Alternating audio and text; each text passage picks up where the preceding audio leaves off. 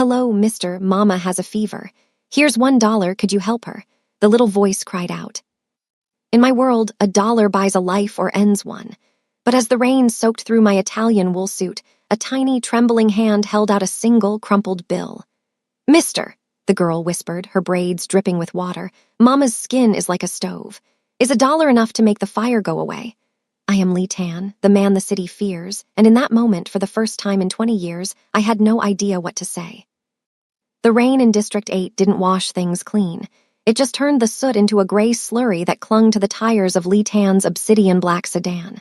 Inside the car, the air smelled of expensive leather and old cedar wood. Lee Tan watched the rhythmic flick of the windshield wipers. To anyone else, the park across the street was a desolate patch of rusted swings. To him, it was a tactical vantage point. "The shipment is delayed, sir," his associate, Kenji, muttered from the front seat. "The locals are getting restless about the new development. They think we're here to evict them." Lee Tan didn't answer. He was watching a small flash of pink in the rearview mirror. A young girl, no older than 7, was sprinting through the downpour.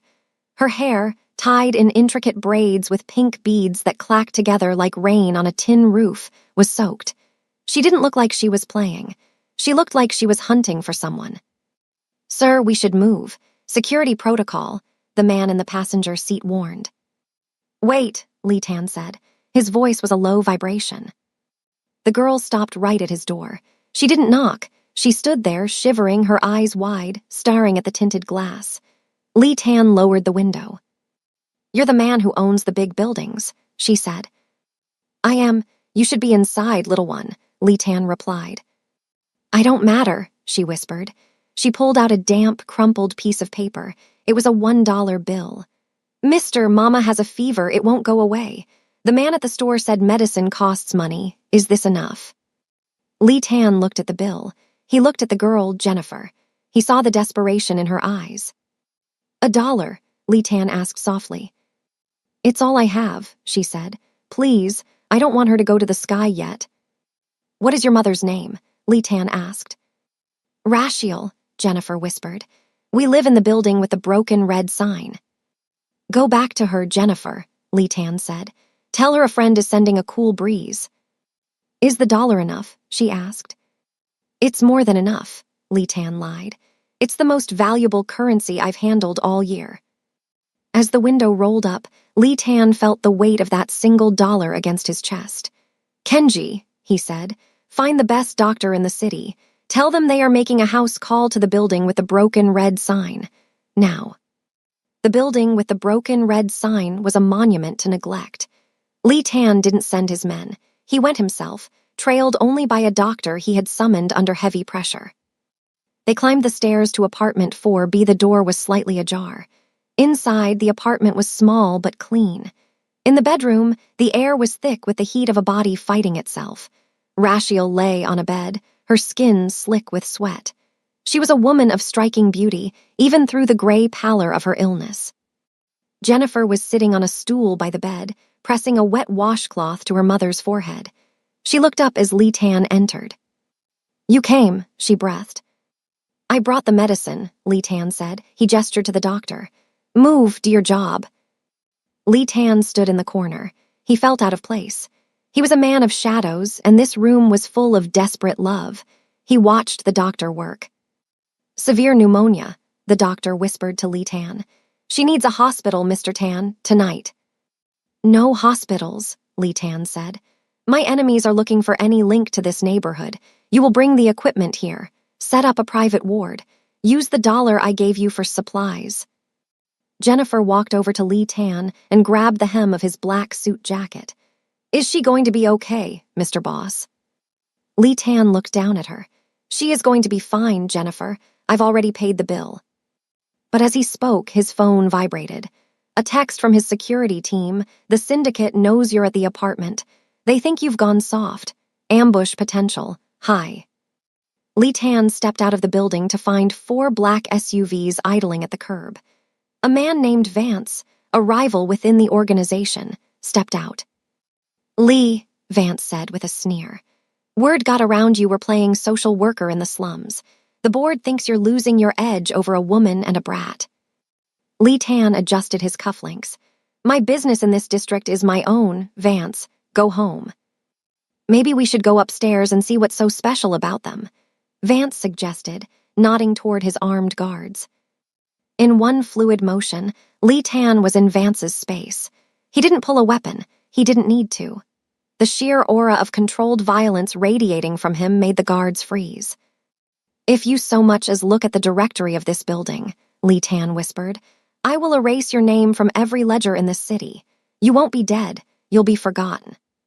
Vance paled and backed away. It's just business, Lee. It became personal when she handed me $1, Lee Tan said. Now get out. As the SUVs sped away, Lee Tan looked up at the window of 4B inside. Rashiel stirred. Her eyes fluttered open, catching the silhouette of the man standing in the street below. She didn't know who he was, but for the first time in weeks, the crushing weight in her chest felt lighter. Jennifer sat by her side, holding her hand. The man with the $1 is watching, Mama. We're safe. Lee Tan stood there until the sun began to peek over the industrial skyline. He had a war to win and a mother to save. The next 48 hours were a blur of calculated risks. Under Lee Tan's strict orders, Apartment 4B was transformed into a high-tech medical suite disguised behind the peeling wallpaper of District 8. Oxygen tanks were smuggled in inside laundry crates, and heart monitors were silenced so the neighbors wouldn't hear the rhythmic beep of survival.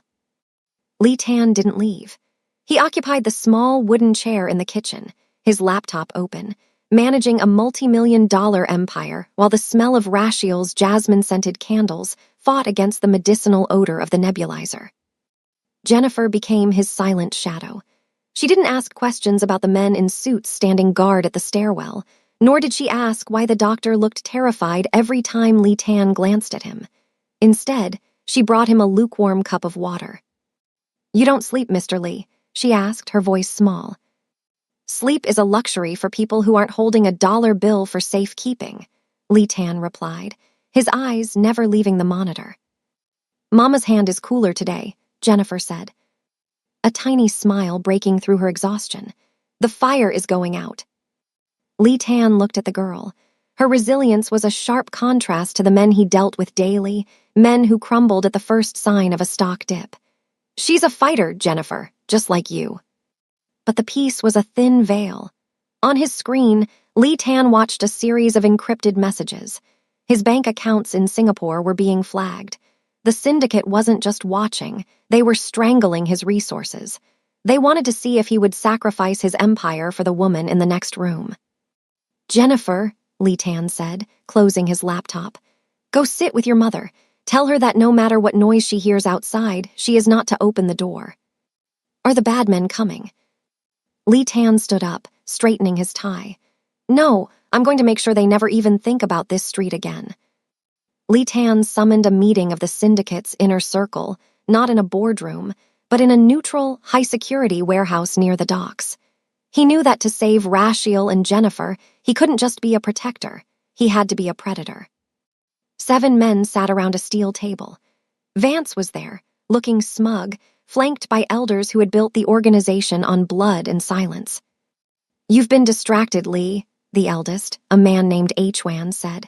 A girl, a sick woman. You've stalled the redevelopment project for a single tenement building. The losses are projected at $12 million. Lee Tan tossed the crumpled $1 bill onto the center of the steel table. The men stared at it as if it were a bomb. That $1, Lee Tan began, his voice dangerously calm, is the only honest contract I've signed in 10 years. The redevelopment project isn't stalled because I'm soft. It's stalled because the developers were skimming from your shares. I spent my time in that slum tracing their paper trail. He threw a thick folder onto the table. It was a lie, mostly. He had spent his time caring for Rashiel, but he had used his sleepless nights to dig up dirt on everyone in the room as a fail-safe. Vance here was going to let them take 30% of your retirement fund, Lee Tan continued, eyes locking onto Vance, who began to sweat. I'm not protecting a building. I'm protecting the district because if the city sees us as heartless evictors, the federal task force moves in. I'm keeping you out of prison. You should be thanking that girl. The room went cold. Lee Tan had flipped the narrative. He wasn't a man moved by pity, he was a man moved by strategy. And if anyone goes near that building, Lee Tan added, leaning forward, they aren't just crossing me. They're destroying the only shield you have left against the law. While Lee Tan played his deadly game of chess at the docks, the fire finally broke in apartment 4B. Rashiel opened her eyes, and for the first time in a week, the world wasn't a swirling fog of heat and pain. She saw the pale morning light filtering through the window. She felt the soft pressure of Jennifer's head resting on her hip, the girl having fallen asleep in the middle of a prayer. But she also saw the equipment, the IV drip in her arm, the expensive monitor, and then she saw the man standing in the doorway. He wasn't a doctor. He was dressed in a suit that cost more than her apartment building. He looked tired, his dark hair slightly disheveled, but his eyes were like flint. "Who are you?" Rashiel whispered, her voice a raspy ghost of itself. Lee Tan stepped into the room. He didn't approach the bed, he kept a respectful distance. "A friend of Jennifer's, she hired me." Rashiel looked down at her sleeping daughter, then back at Lee Tan. She saw the way he watched over them, not like a guard, but like a man standing over a treasure he didn't quite understand. "She hired you?" Rashiel asked, confused. Lee Tan reached into his pocket and produced the dollar bill, now smoothed out but still worn. "She paid in advance. She said you had a fever." Rashiel's breath hitched. She knew how little they had. She knew what it meant for Jennifer to seek out a stranger. She looked at Lee Tan's face, the hardness of his jaw, the depth of his gaze, and she didn't see a mafia boss. She saw the man who had stood in the rain so her daughter wouldn't have to. "You saved us," Rashiel said, tears welling in her eyes. "No," Lee Tan said, looking at the dollar bill one last time before placing it on the nightstand. "Your daughter saved me. I was just the muscle." Suddenly, a loud crash echoed from the hallway. Kenji burst in, his face pale. "Sir, we have a problem. Vance didn't take the deal. He's outside with a crew. He's not coming for the money, he's coming for the weakness." Lee Tan's face transformed instantly back into a mask of stone. He looked at Rashiel, then at the terrified Jennifer who had just woken up. "Stay under the bed," Lee Tan commanded. "Don't come out until I say the word dollar." The hallway of the tenement felt like a pressurized chamber. Lee Tan stood alone in the dim light of the flickering fluorescent bulbs, the door to 4B locked behind him. He heard the heavy, rhythmic thud of boots on the stairs, Vance's men, desperate to prove that Lee Tan had lost his grip. Vance appeared at the end of the corridor, flanked by 4 men holding heavy iron pipes and suppressed sidearms. "You should have stayed in the boardroom, Lee," Vance sneered. "Building a nursery in a war zone, that's not business. That's a funeral." Lee Tan didn't reach for a weapon. He simply stood with his hands behind his back, a shadow against the peeling paint. "I told you, Vance, this isn't about business anymore. This is about the $1 contract, and I never break a contract." As the men rushed forward, Lee Tan moved with the terrifying precision of a man who had spent his youth in the pits of underground rings. He didn't use lethal force. That would bring the police to Rashiel's doorstep. Instead, he used the architecture of the building against them. He swung a loose metal handrail, parrying a pipe and sending a man crashing into the drywall. He moved like smoke, his movements a blur of black silk and focused intent. Inside the room, Rashiel held Jennifer tight. They heard the muffled sounds of the struggle, the grunts, the heavy falls, the metallic clatter. Jennifer buried her face in her mother's chest. "He's fighting the monsters, Mama," she whispered. Rashiel, though weak, felt a surge of protective instinct. She looked at the heavy oak dresser. She might not have been a warrior, but she wasn't going to let Lee Tan fight alone. Outside, Lee Tan stood over a gasping Vance. He hadn't broken a bone, but he had shattered Vance's pride. He leaned down, grabbing the man by his expensive collar. "Go back to the board. Tell them the district belongs to the people who live here now. If a single brick of this building is touched, I will liquidate every asset you have ever loved." Vance scrambled away, his men dragging him toward the exit. The silence that followed was heavier than the noise. The aftermath of the skirmish brought a strange, new reality to District 8. Lee Tan didn't go back to his high-rise penthouse. He stayed in a nearby apartment he'd purchased overnight, transforming it into a command center. He used his vast resources to do something the syndicate found baffling. He started fixing things. He didn't just pay for Rashiel's medicine, he bought the entire building. He hired local contractors to fix the elevator, the heating, and the broken red sign. One evening, a week after her recovery, Rashiel knocked on the door of his temporary office. She was wearing a simple yellow dress, her strength returned, her eyes clear and searching. "Why are you doing this, Lee?" she asked, standing amidst the blueprints of a new community clinic. "You're a man of secrets. You could have just given us the money and disappeared." Lee Tan looked up from his desk.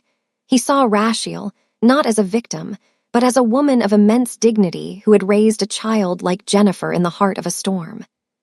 "I've spent 20 years building walls," Lee Tan said quietly. "I thought power was the ability to control people through fear. But Jennifer, she showed me a different kind of power. She walked up to the most dangerous man in the city and offered him $1 because she believed in the goodness of a stranger." He stood up and walked toward her. "I'm not a good man, Rashiel, but for the first time, I want to be the man she thinks I am." Rashiel reached out, her hand tentatively touching his arm. The gap between their worlds, the Korean underworld and the African-American community of District 8, seemed to shrink in the warmth of that small room. "You don't have to be a good man for the whole world," she whispered. "You just have to be here." 2 years later, the broken red sign building was gone, replaced by the Zuri Rashiel Community Center. It was a beacon of light in District 8, providing free healthcare and after-school programs. Lee Tan was no longer the ghost boss. He had stepped down from the syndicate, using his exit as a leverage to transition the organization into legitimate logistics and real estate. He was now a man of the sun, though the shadow of his past ensured that no one dared trouble his new territory. On a bright Saturday afternoon, the playground was full of children. Jennifer, now 9, was leading a group of kids in a game of tag, her braids flying behind her, decorated with new beads, green and gold. Rashiel stood by the entrance, watching the scene with a smile. She felt a hand on her waist. Lee Tan stood beside her, dressed not in a suit, but in a simple dark sweater. He looked younger, the hard lines of his face softened by peace. "The doctor says the clinic is at full capacity," Rashiel said, leaning into him. "We're going to need more space." Lee Tan smiled, a genuine expression that reached his eyes. "I've already bought the lot next door. It's handled." Jennifer ran up to them, breathless and grinning. She reached into her pocket and pulled out a small, shiny coin. "Look, I found this under the slide. Can I buy Mama an ice cream?" Lee Tan knelt down, taking the coin and looking at it with the same reverence he had once shown the crumpled dollar. He looked at Rashiel, then back at the girl who had changed the trajectory of his soul. "I think we can do better than that," Lee Tan said, picking Jennifer up and setting her on his shoulder. "I think we should celebrate, together." As the three of them walked toward the ice cream truck, the sun setting over a transformed District 8, the story didn't end with a battle or a bank account. It ended with a family, born of a fever, a desperate plea, and the extraordinary weight of a single dollar. The end. If you love this story, hit the subscribe button to subscribe, and also stay tuned for more.